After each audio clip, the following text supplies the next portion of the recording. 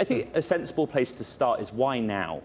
You've been thinking about a US listing for some time, but why put SK Hynix in front of US investors now? Well, we've been waiting for that for a long, long time. And since I acquired that Hynix about 15 years ago, so this is one of our milestones. Well, we have to go to access to the US capital market. So now dream comes true. So people asking why now, but well, this is kind of earliest moment we can have. The earliest moment possible. Yeah. $26.5 billion is a lot of money. But in the context of SK's commitment in domestically in Korea and internationally, not so big. Can we expect multiple returns to ADRs, the sale of multiple rounds of ADRs? Well, yes, I expect we can deliver those things too. So we try to expand our ADR size, and also better. That actually requires a better return. So once we have the better return, then well, there is more demand. So first thing is that we have to keep the stock price stable, and hopefully in the long run, then we can have that upside potentials. And I see that this moment. So this is the AI era. So this AI era is actually spiked at a lot of demand for the memory. So this is a kind of time for us. Is this something near term? Did you, with the leadership group and your CFO, say we will need to do this with regularity, or you haven't discussed that yet? Well, to tell you the truth, yeah, we've been discussing that one, but I cannot just saying that in a detail yet. So, I appreciate that, Chairman Chey. The US listing gives SK a new source of equity capital. But what about the broader US capital markets? Do we see SK Group, SK Hynix as well, become an issuer of global bonds, global debt? Well, that's possible, but I guess right now, we have enough cash for that the SK Hynix. Some other company could be actually issuing that another bond and access that the capital market. Chairman Chey, right. Bear with me. I'm going to get this out for our audience around the world. This is why we're all here, right? This, yes. You can't even see it. Tiny, HBM4E. High bandwidth memory, 12 layers in this case. Right. The whole world knows about this. How severe and how tight is the supply right now of HBM? And more importantly, how long is that going to last? Do you have a sort of a year where you see the supply situation changing? Well, if you really understand all the requirement and the condition for that HBM memory type, and you have to understand that the AI side first. So people know that the large language model. Yes. Yes.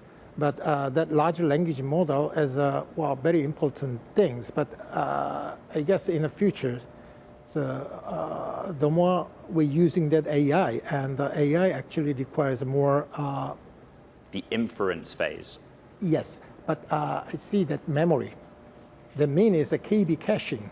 So, right. It generated a lot of KB caching. Due to that, keeping that the performance of the LLM, then you should have that the large lump sum volume of the KB caching, and you have to actually. This is kind of a memory in people that is the same thing. We store that the memory in our brain, and yeah, AI need that those kind of KB caching. That memory has to store somewhere. So, if you had at the better size of the memory, then better performance. It's as simple as that, and that memory cycle is is turning to it's a different cycle. I shouldn't say that the cycle is a different momentum. So, and back then, the old days, the memory chip demand is actually depends on the number of people, number of the hardware set. that was a consumer electronics story, in part. Yes. Boom and bust. Yeah. Well, mostly, well, you had that your own smartphone, but you don't need that tens of different type of the smartphone. You only using that to just one, like a PC. Right. So the demand is actually limited by the one number of the people. But in AI era, it's different. You may use that your own AI agent in probably in a few years from now. Then you might have that tens or the hundreds different of your own agent. So that every agent needed a lot of memories because that they created a lot of KB caching. So you have to actually store somewhere that actually needs that huge amount of the memory. Well, that's the AI the era. So I guess that memory business is turning to that. Well, it's a different stage. You still called it a cycle, though. That's the demand side. A reason to do the ADRs is to raise capital, in part to boost capacity. Your industry peers, Micron, had said very recently they have line of sight to supply improving 2028, the other side of 2027, in part because of the capacity that is coming online. What does SK Hynix see? Well, we didn't talk to our customers. So we just announced that, 3 months ago, so we're going to double up our capacity. Yes. Within 5 years. So that means that we've been doing the business more than 25 years. And then with next 5 years, we're going to double up our whole capacity. People see that that's unrealistic and probably the oversupply and people worry about. Yes. But my customer said that that's not enough. We needed more. So I double up is not. It's not enough actually. What they want us that we're quadrupling, or 5 times, 6 times. So the more is the better, because that demand will be exponentially grow in the future. Based on that customer demand, what do they see then? If they are the crystal ball, the lens to the future, they believe that their level of demand will stay where it is 2029, 2030. How long does supply tightness respond to that? Well, nobody expected, I don't know, what's going to happen in next years. But I'm saying that, I have some confidence that the demand will be grow. And our supply capacity never going to catch up. So I don't know how long, but if I think it's going to be until that our society, human society, has set some settlement with the AGI. Then, I guess that that's a kind of normalize at all the cycles. But anyhow, that until then, we need that a lot of memories. You're with us live on Bloomberg Television and Bloomberg Radio worldwide, and we're in conversation with SK Group Chairman Chey Tae-won, and we're talking about a record for SK Hynix in terms of US ADRs. Take me back to 2012. SK acquires Hynix. At the time, people questioned that decision. What did they not see? What did they miss that you saw about the potential of that memory market? That's a kind of a bold decision, and I think that I made a really risky bet in a sense of the financially, because the companies really suffer from that deep debt and also has to fighting with its own survival. Because 15 years ago, that company is under control by the banks.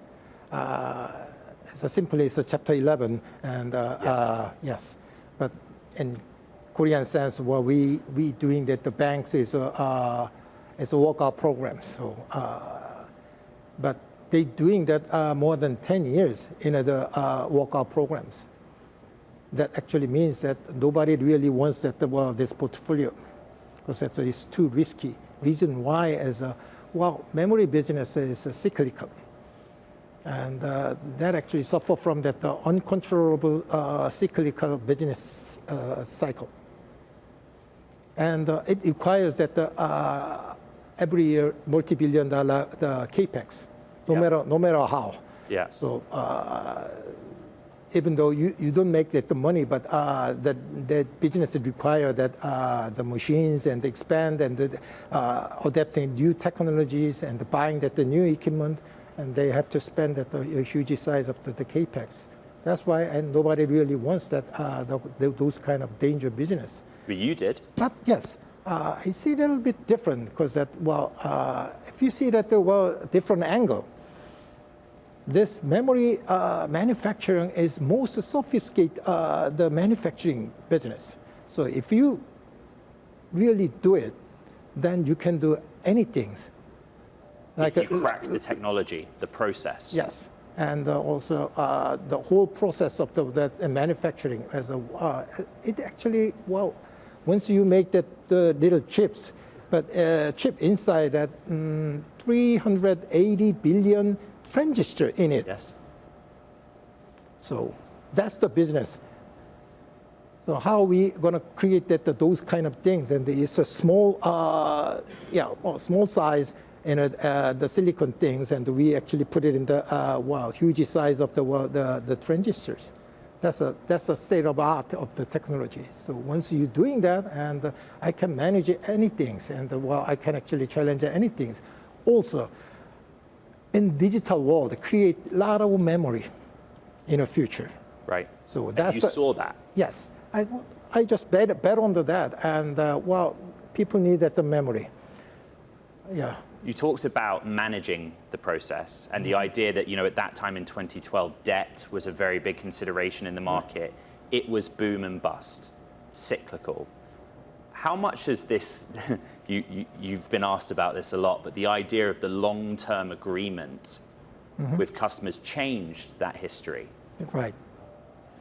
But there is a supply shortage, and every customer wants to have to secure that their own supply and to cover up their own demand. So they're asking us that we need some kind of the long-term contracts. It's not suggested by us, and they actually require it's that. It's them that's making the proposal, not SK. Not SK. So they are more willing. Well, we also love to do it because it's not cyclical business anymore. If we had some long-term agreement, even though it's a downturn, and we still maintain that our volumes and the certain level of the price. So that actually gives us a different momentum. And that actually created another opportunity for we can change it to our business model even. What about SK's commitments? Where are you going to prioritize your investment, domestically versus here in America? Not just with the proceeds from this US share sale, but generally with your balance sheet. Generally, outside of the Hynix, and the most important matter is AI data center business. So we announced that almost at the $1 trillion investment in the next 10 years and to set up with the AI data centers. My target is about 15 gigawatt in Korea. But I guess at the 5 gigawatt in outside of the Korea. So I'm looking for that whatever area, including US side, and if there is a good chance. And the problem is that the main thing is the power. So power and the price of the electricity is that's a very important matter with these AI data centers.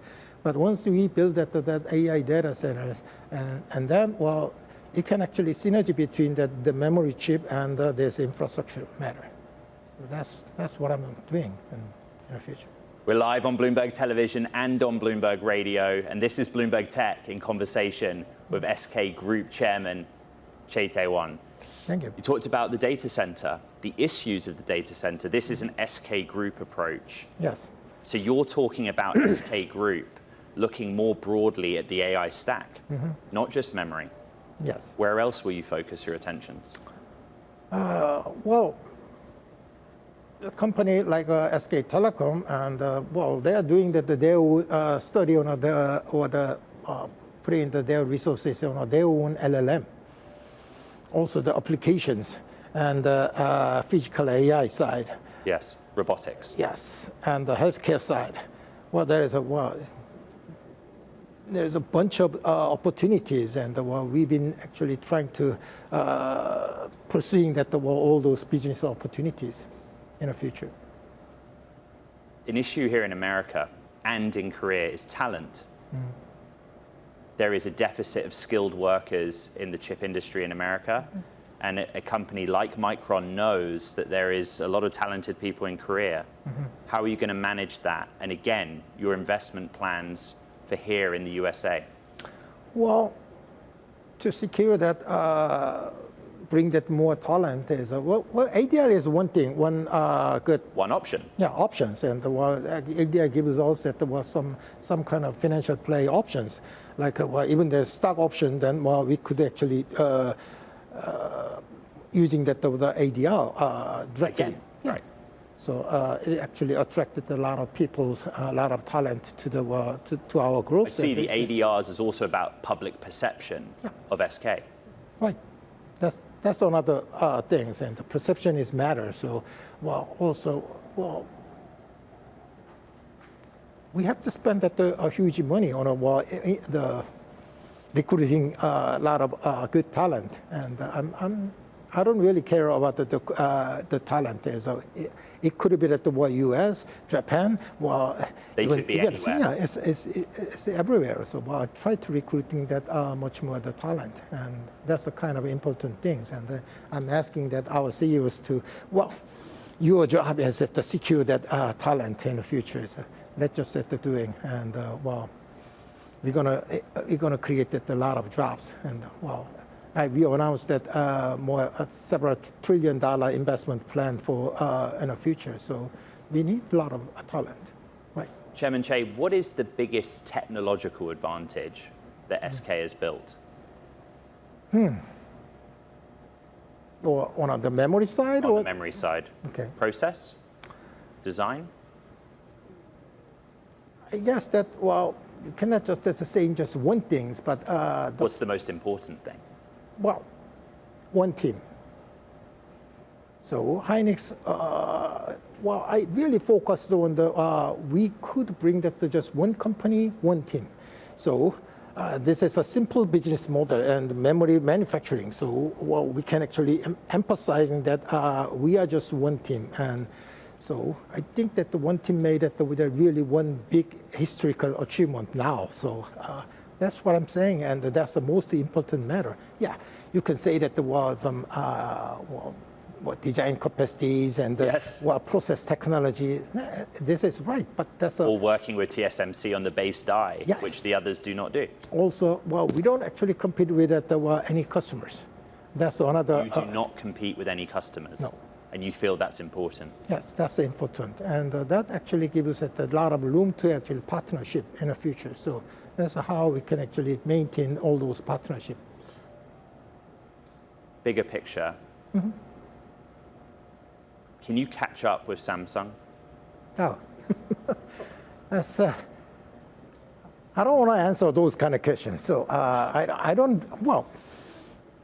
My main goal is that I have to make our stakeholder happy. Yes. In order to that, there is a certain part is a competition, but I'm not really wanting to have that's my main goal. That's difficult though, Chairman, because the shareholders love the profit.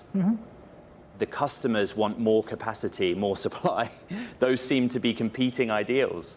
That's what we call the stakeholders. So it's not only the shareholders. So shareholder wants that there are great returns here, right? Yep. And the customer wants that there were cheap product and enough supply. So, I cannot just satisfy every stakeholder. But we had at a certain balance. So between that stakeholder and what I'm really see that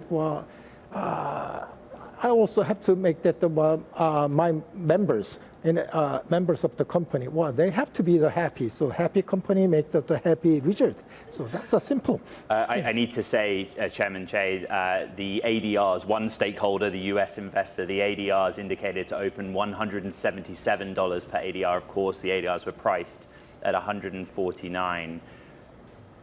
The memory market is also evolving. So while supply is tight, there's a very broad look at other technologies. I'm very interested about SK's, Hynix's approach to NAND and flash memory and the role you see that technology playing going forward. Right. So it's a different type of the memory storage. So DRAM has their own functions, but that's instant things. And like what people, you just remember the certain numbers, and if you just prepare your exam, then you had the real good memory on those certain numbers and certain target. But you also needed a lot of other memories, and when you was young, then you had some memories. But well, that memory needs not just that in a brain. You probably store that somewhere. But like AI needed a lot of storage. So DRAM has instant response and the instant the response, the type of memories, and you should store there. But if you had more big size and we call that the cold data. So if there's a cold data, then you could actually store in the And where is the innovation? Sorry to interrupt you, Chairman Chey. Where is the innovation on that other side? Oh, there's a lot of technologies, and the problem is that in an NAND, it actually response is needed a lot of the time. That means it's latency. So in order to shorting that the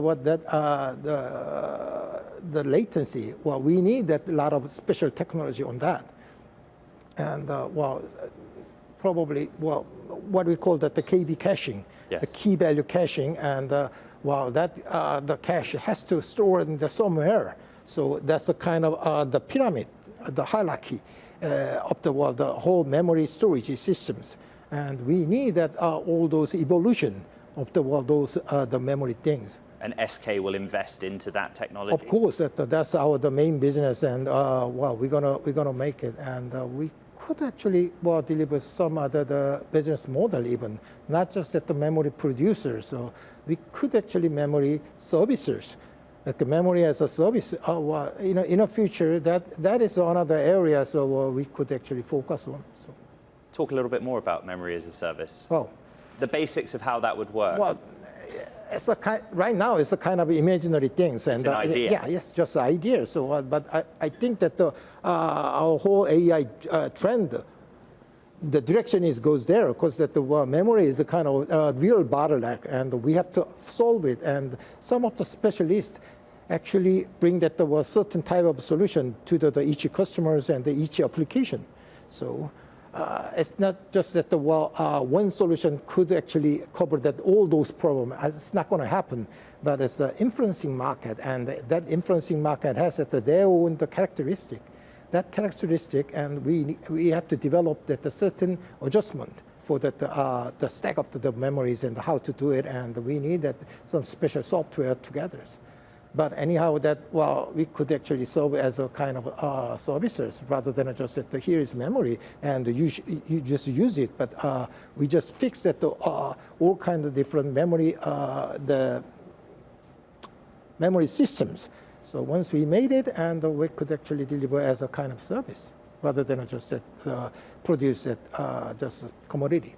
It's an interesting look at the future. We are live on Bloomberg Television and Radio speaking to SK Group Chairman Chey. In October, when you spoke to Bloomberg's Sherry Ahn, you said, everyone asks me about AI bubble, AI bubble, AI bubble. And you said at the time, it's about the cost of AI. The cost of AI is too high. Yeah. Has that changed since October? And what is the trajectory of the cost of AI? Yeah, well, cost of AI as you could actually say that token for dollar. token per dollar or dollar per token basis. Yeah. Anyhow, we have to lower down that the token cost. But do you see it coming down? Yes, actually, well, within 3 years, actually, token cost is about 1/5 or the 1/10. So that's evolutions, and well, there is a lot of players just contributed those kind of the token cost is way down. So even my memory company make some solution for the how we can actually lower down that the token cost. That's our challenge, and well, our direction goes there. So that's a kind of ecosystem for the AI, and well, right now its cost is too high, but somehow that our technology, down the road, probably 5 years, 10 years, and while we actually digested all those problems, and it could actually be everybody's AI, and everybody could actually using the agent in the future. So that's the direction I see. But no AI bubble. AI bubble, and well, when you see that the AI bubble and that's real world and the stock market always I see that there's some overshooting, and well, it's too hot, too cold, so there might be that there is a lot of bubble for that the stock price itself, but that doesn't actually reflect the whole real world. But the trend-wise if it's a long run, then 2 years, 3 years down the road, then you could actually reflect that all the real world. That's what I see. And, you can say that the AI bubble, but I see that the stock market. But this AI technology is real. So you use it, I use it. And well, actually, the problem is, well, this AI thing is that right now is a little immature, the imperfect yet. It's the early stage. Because it's the early stage. It's a kind of, I said that it's only 4 years old, baby. But when you become the college boy and something else, then it has much more mature. So it could actually help us at a lot of productivity, and we just rely on all those things. And this is a kind of race. And right now we see that there's some AI trial. Chairman Chey, it's a historic day. Right. Thank you. Literally making history with the ADRs, but the focus on America, SK's relationship with America. What is your relationship like with the Trump administration, and how are you working with them to bring more of SK Hynix to this country? Well, not only just SK Hynix, and we've been SK already investing in more than $35 billion in US side, and not many people notice those things, but we do have bio business, we do have the battery business, and Hynix just announced that a new fab in the Indiana side, and also SK Telecom made a lot of investment in the AI startups. So we already invested in the 35, but I see that my plan is that a much bigger number. So bigger than 35 billion. Much bigger than 35. So I'm planning to, and this is one milestone, and we access the U.S. capital market, and we have a lot of options, and we had that responsibility to keeping that share price, and well. That's one good thing is that we made the right investment, and so we keep that at our own value. China, it's an important market, China driver of AI. Yeah, China AI is, well, we have to actually notice that the China approach is way different than the US side. How so? They have a lot of disadvantage on the AI side, but anyhow, that they put it in a lot of other resources. The number one is that the human force. So human capital. Yeah, human capital, and the number of people, number of engineers. So annually, well, they had that STEM, the student from the major in the STEM, and it's more than the million student is come out and every year. So they're looking for the jobs, and mostly they apply to the tech area. when you say tech area, it's well, probably 50% is AI side. So their AI as well as a, yeah, they're using that the different strategy.